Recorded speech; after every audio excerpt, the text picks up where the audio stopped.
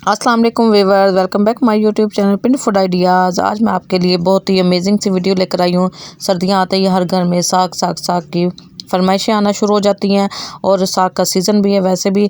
तो आज मैं आपको इसकी कटिंग का तरीका बताऊंगी, क्योंकि साग तो हर घर में लाजमी बनता है और सबको तकरीबन आप देखने में तो आपको ये छोटी सी वीडियो लगेगी, क्योंकि साग तकरीबन हर किसी को काटना आता है। लेकिन कुछ ऐसी मेरी बहनें भी हैं जिन्हें साग नहीं काटना आता, जो बिगनर्स होती हैं, जो छोटी बच्चियां होती हैं, उन्हें साग नहीं काटना आता।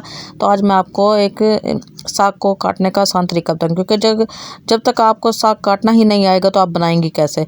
और इसकी कटिंग का इसमें बहुत ज़्यादा अमल दखल होता है, क्योंकि इसकी कटिंग का ही तरीका होता है जिससे हमारा साग बहुत ही मज़े का बनता है। तो ये देखिए, इस तरह के बंचेज़ में हमें मंडी वगैरह से या शॉप से हमें मिलता है ये, क्योंकि इसी तरह बंचेज़ की सूरत में आता है। आपके इलाके में जिस तरीके से आता है तो आप कमेंट करके मुझे ज़रूर बताइएगा। इसकी कटिंग बहुत ही आसान तरीके से होती है और अगर आप यही सीख लेंगे तो आपको भी साग बनाने में कोई तंगी नहीं होगी। ये देखिए, इस तरह से मैंने इसकी डंडी ली है। आपने जो इसके एंड में इस तरह के फूल से होते हैं, आपने इन्हें लाजमी रिमूव करना है, हटा देना है, क्योंकि अगर आप ये साथ ही कटिंग कर देंगे तो हमारे साग का जायका ख़राब हो जाएगा। दूसरी टिप का आपने यह ख्याल रखना है कि जैसे मैं आपको कटिंग इस तरह तोड़ के दिखा रही हूँ, तो आपने ये ख्याल लाजमी रखना है कि ये जब इसकी कच्ची जो डंडी होती हैं तो ये आसानी से बिल्कुल ऐसे थोड़ा सा ऐसे करने पे ही टूट जाती है। और जो हमारे पक्की डंठल होंगे तो उन्हें थोड़ा सा टाइम लगता है ऐसे। आप चाहें तो हम, क्योंकि इस तरीके से बनाते हैं और मैं मशीन में इसे ग्राइंड करके बनाऊंगी, तो आप अगर मशीन में ग्राइंड करेंगे तो आपने इसी तरीके से डंडियों को चेक करके इसकी कटिंग कर लेनी है।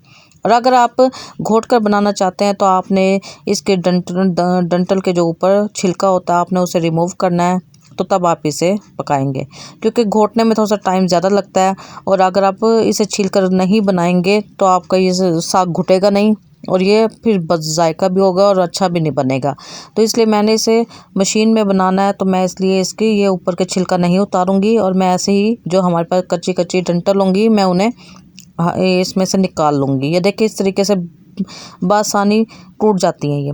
तो इस तरह हमने इसे मुट्ठी में इक्वल ले लेना है, क्योंकि हमने इसे इक्वली काटना है।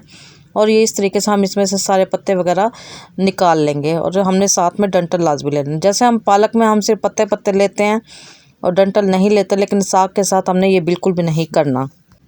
वैसे भी सर्दियों में ये साग लाजमी हर घर में बनाया जाता है और वैसे भी हरी सब्जियां सेहत के लिए मुफीद होती हैं। अगर हम इनकी फ़ायदे की बात करें तो इनके फ़ायदे अनगिनत हैं।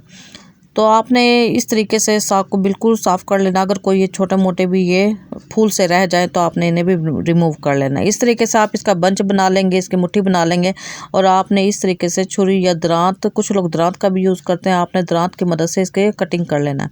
आपने ये डंठल बहुत मोटे मोटे नहीं रखने। अगर आप बहुत मोटे मोटे रखेंगे तो ये जल्दी से गलेंगे भी नहीं और ये जल्दी से ग्राइंड भी नहीं होंगे, या कुछ लोग जब घोट कर बनाते हैं तो ये घुटेंगे भी नहीं और ये खड़े खड़े ऐसे ही छिलके से रह जाएंगे। तो इसलिए आपने ये ख्याल लाजमी रखना है कि आपने इसके डंठल को थोड़ा सा बारीक ही काटना है, ताकि हमारे जल्दी से गल भी जाए और जल्दी से बन भी जाए।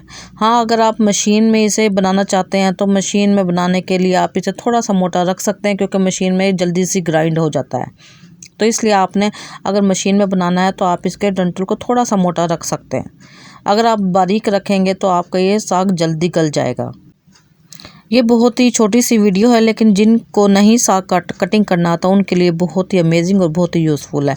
आपने मेरी वीडियो को इसी तरह ज़रूर कंप्लीट वॉच करना है और इसी तरीके से आपने साग की कटिंग करनी है। अगर आप मेरे बताए हुए तरीके से साग की कटिंग करेंगे तो आपका साग ना सिर्फ अच्छा बनेगा बल्कि सब कोई आपकी तारीफ़ें करेगा।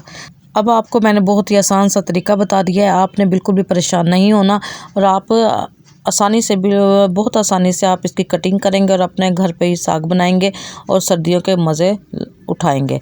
तो व्यूअर्स, उम्मीद है कि आपको मेरी डिफरेंट सी छोटी सी वीडियो अच्छी लगी होगी। अगर अच्छी लगी तो मेरे चैनल पिंड फूड आइडियाज़ को लाइक कर दे, शेयर कर दे एंड चैनल को सब्सक्राइब कर दे और आप कमेंट ज़रूर करके बताया करें कि आपके घर में किस तरीके से बनाया जाता है।